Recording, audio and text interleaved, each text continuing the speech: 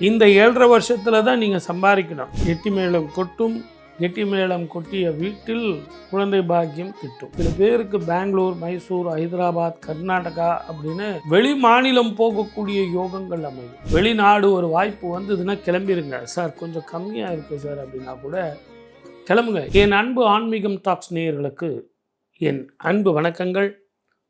பராபவ தமிழ் வருட வாழ்த்துக்கள். வாழ்க வளமுடன். All the best. இந்த பராபவ வருடம் அப்படிங்கிறது மொத்த தமிழ் வருடம் 60ன்னு உங்களுக்கு தெரியும். அதில் 40வது வருடமாக இது வர்றது ஒரு விஷயம். அதே மாதிரி இந்த ஆண்டு உங்களுக்கு ராஜாவாக வருவது குரு வரார், மந்திரியாக வருவது செவ்வாய் வருகிறார்.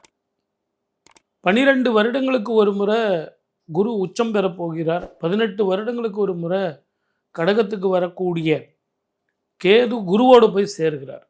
குருவுக்கு ஸ்தான பலத்தை விட பார்வ பலம் அதிகம் அப்படின்னு உங்களுக்கு தெரியும்.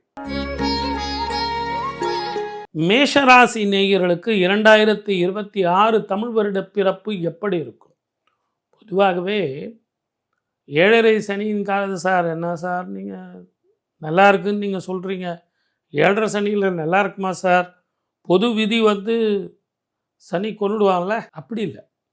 ஒரு அனுபவத்தை கொடுப்பார், கொல்லலாம் மாட்டார். சனீஸ்வரர் கொல்லான், அவர் தான் ஆயுள்காரர்கள், அவனே அவர் கொல்ல மாட்டார். அது மட்டும் இல்லாமல் இவருடைய ஜாதகத்திற்கு இந்த 7.5 வருஷத்தில் தான் நீங்கள் சம்பாதிக்கணும். முதல்ல வேலை செய்கிறவங்களுக்கு அதிக சம்பளம், மன நிம்மதி, ப்ரமோஷனு, ரெக்கக்னேஷனு, மேலதிகாரிகள் தொல்லைகள் இல்லாமல் அற்புதமான வாழ்க்கை வரும். அதே நேரத்தில் திருமணம் நடக்கலை, கல்யாணம் ஆகுமா சார்? சார் ஒரே பொண்ணு பார்த்தா பிடிக்கல, இல்லை நீங்கள் பொண்ணு வீடாக இருந்தால் மாப்பிள்ளை பார்த்தேன் சார், என்னவோ போங்க, ராகுன்றீங்க, கேதுங்கிறீங்க, செவ்வாங்கிறீங்க, எப்போ தான் சார் எனக்கு கல்யாணம் ஆகும்? அதுலேயே எனக்கு மனசு கஷ்டமாக இருக்குது. இதை எல்லாத்தை விட திருமணமான தம்பதிகளுக்கு குழந்தை பாக்கியம் இல்லையே, இந்த ஆண்டு இருக்கா அப்படின்னா கண்டிப்பாக இருக்குது. கெட்டி மேளம் கொட்டும், கெட்டி மேளம் கொட்டிய வீட்டில் குழந்தை பாக்கியம் கிட்டும். அதே மாதிரி வெளிநாடோ வெளி மாநிலமோ படிக்க போகிறேன் சார் அப்படின்னா தாராளமாக போகலாம். அதுக்காக தகப்பனுக்கு வருமானங்கள் கூடும். இந்த பிள்ளையை படிக்க வைக்கணும்னு சொல்லிட்டு அவரு படிக்க வைப்பார், வருமானங்கள் வரும், நல்லாயிருக்கும். இதே மாதிரி தாய்க்கு உடல் ஆரோக்கியம் நல்லாயிருக்கும். மனைவி மக்களோடு சேர்ந்து இருக்கக்கூடிய வாய்ப்புகள் சில பேருக்கு கிடைக்கும். சில பேருக்கு பெங்களூர், மைசூர், ஹைதராபாத், கர்நாடகா அப்படின்னு வெளி மாநிலம் போகக்கூடிய யோகங்கள் அமையும். அதே நேரத்தில் வெளிநாடு ஒரு வாய்ப்பு வந்ததுன்னா கிளம்பிடுங்க. சார் கொஞ்சம் கம்மியாக இருக்குது சார் அப்படின்னா கூட கிளம்புங்க. ஏன்னு கேட்டிங்கன்னா உங்களுக்கு அந்த ஒரு பிளாட்ஃபார்ம் வேணுங்கிறதுக்காக தான் உங்களை நான் போக சொல்கிறேன். அந்த பிளாட்ஃபார்முக்கு நீங்கள் போயிட்டு வந்தீங்கன்னா அற்புதமான வாழ்க்கை மட்டும் இல்லை, மன நிம்மதியும் வரும். ரொம்ப நாளாக மருத்துவ செலவு பண்ணிக்கிட்டு இருந்தவங்களுக்கு நல்லாயிருக்கும். இது 7.5 சனி, அதை மனசில் வச்சுங்க. வியாபாரம் செய்கிறவங்க, தொழில் செய்கிறவங்க, கடன் கொடுக்கறது, கடன் கொடுத்து வாங்கினா ஒரு 2 ரூபா கிடைக்கும்ல சார், அதுக்காக தான் நாங்கள் பார்க்குறோம். அது வேண்டாம். அதே நேரத்தில் புதியதாக தொழில் ஆரம்பிக்க வேண்டாம். இருக்கிற தொழிலை ஒழுங்காக நேரடி பார்வை நீங்கள் பார்த்து அதை ஒழுங்காக பண்ணுங்கள்.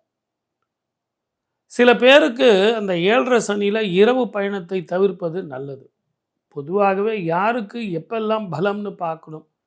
சனியும் செவ்வாயும் சேரும் காலத்தில் 12ஆம் இடத்துல பயண காலத்தில், பயணத்தில், இரவு பயணத்தில் பிரச்சனைகள் வரத்தான் செய்யும்.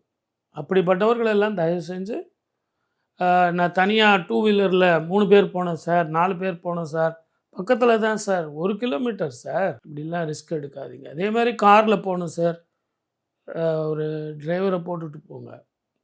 இரவு பயணத்தை தவிர்ப்பது நல்லது. 9 மணிக்குள்ளே எல்லாத்தையும் முடிச்சிடுங்க. முடிஞ்சதுன்னா திருப்பதிக்கு போயிட்டு வாங்க.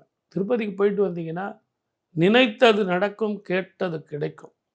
அங்கே போய் ஆஞ்சநேய சுவாமிக்கு செந்தூர அபிஷேகம் செஞ்சு செந்தூரம் பூசி அந்த செந்தூரை எடுத்துகிட்டு டெய்லி வச்சுக்கிட்டிங்கன்னா அது உங்கள் வாழ்க்கையில் வெற்றி திலகமாகவும். மேஷராசிக்கு சனி எப்படித்தான் இருந்தாலும் உச்சம் பெற்ற குரு அற்புதமாக இருக்கார் அப்படிங்கிற நம்பிக்கையும் அந்த வாழ்க்கையும் உங்களுக்கு பிரமாதமாக இருக்கும். ஒவ்வொரு வருஷமும் குரு வந்து ஒரு வீட்டில் மாறுவார், இதெல்லாம் உங்களுக்கு தெரியும். ஆனால் இந்த வருஷம் 3 வீட்டுக்கு மாறப்போகிறார்.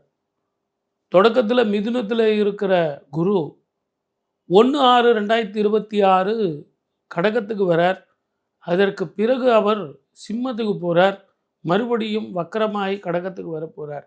இந்த காலகட்டங்களில் தான் சனியும் செவ்வாயும் சேர்ந்துருக்கு.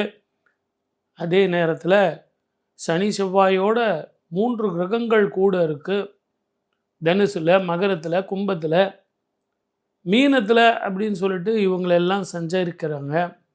சமசப்தம பார்வையாக சனி செவ்வாய் பார்க்கும்போது போரினால், நீரினால், இயற்கை அழிவுகளால், அதே மாதிரி போரினால் ஏற்பட்ட யுத்த களத்தில் கெமிக்கல்ஸ், இந்த பாம்லாம் போட்டாங்க இல்லையா, அதனுடைய தாக்கத்தினால ஸ்கின் ப்ராப்ளம், உடல் ஆரோக்கியம், மன நிம்மதி இல்லாமல் போகிறது.